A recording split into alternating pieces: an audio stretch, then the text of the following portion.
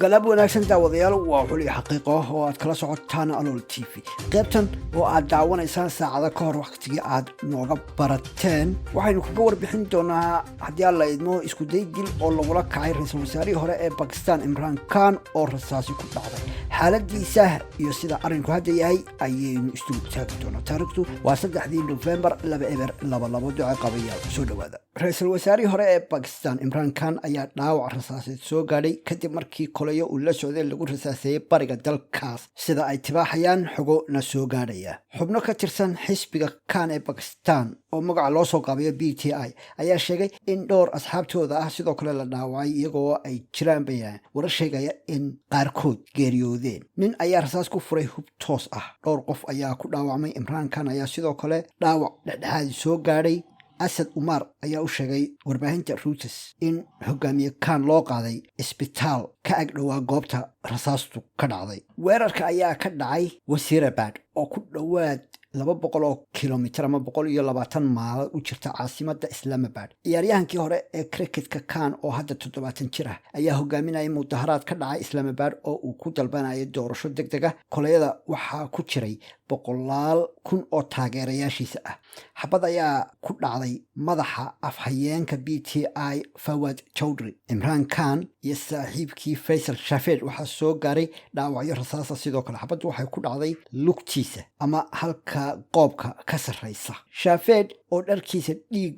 wasakhaysan ku yaalo ayaa u sheegay tiifiyada Pakistan isagoo ku sugan isbitaalka in dhowr ka mid ah asxaabtooda dhaawacyo kala duwan rasaastan ka soo gaaray qaarkoodna ay geeriyoodeen ra'iisul wasaare Pakistan Shehbaz Sharif ayaa cambaarayay toogashada wuxuuna ku amray wasiirka arrimaha gudaha inuu raadsado baaritaan degdeg ah tan iyo markii xilka looga tuuray bishii afraad codbixinta baarlamaanka kan waxa uu qabtay isu soo baxyo ka dhacay Pakistan oo dhan isagoo oo kicinaya mudaharaad dhan ah dawladda la daala dhacaysa dhaqaala xumada dalka soo gaadhay markii shilku dhacay kan waxa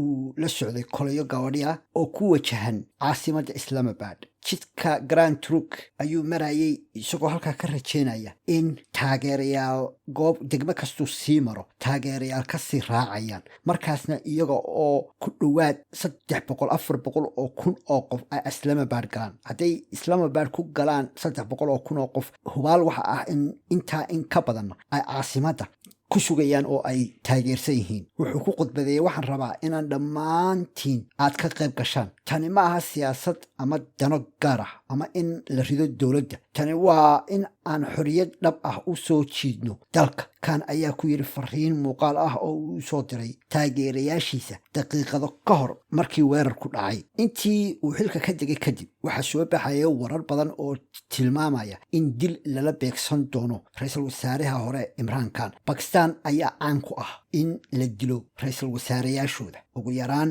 7 ra'iisul wasaare iyo ku xigeen ayaa la dilay intii ay asaasneed Pakistan dilka lala beegsanayo Imran Khan ayaa u badan mid ay ka wada shaqeynayaan xubnihii markii horeba xilka ka xayuubiyay ee ka soo horjeeday isbahaysi qayb ka mid ah militariga Pakistan iyo sirdoonada reer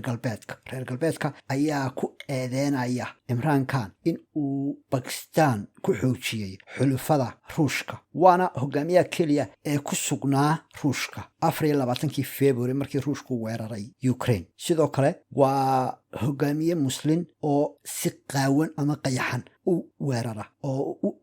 uga hadla siyaasadda reer galbeedku ay ku wajahaan wadamada muslimka waxa hada xiisadii ka dhex taagan tahay taageerayaasha Imran Khan oo markii horeba cadhe ka qabay xilka xayuubintii lagu kacay hogaamiyahooda iyo xukuumadda oo iyadu xitaa haddii aanay mudaharaadadan iyo xiisadan Imran Khan aanay jiri lahayn la daala dhacaysa dhaqaala darro baahsan oo soo gaadhay hadda dhacdadan ayaa u eeg mid xoojin doonta ama sababi karta in Imran Khan uu ku soo laabto xilka madaxtinimada ra'iisul wasaaraha Pakistan inkastoo ay jiraan haddana siyaasiyiin tira ah oo ka soo jeeda Pakistan iyo reer galbeedka oo taas geeri ka xiga waxaana aynu u duceynaynaa in insha Allah uu guuleysto hogaamiyaha muslimka Imran Khan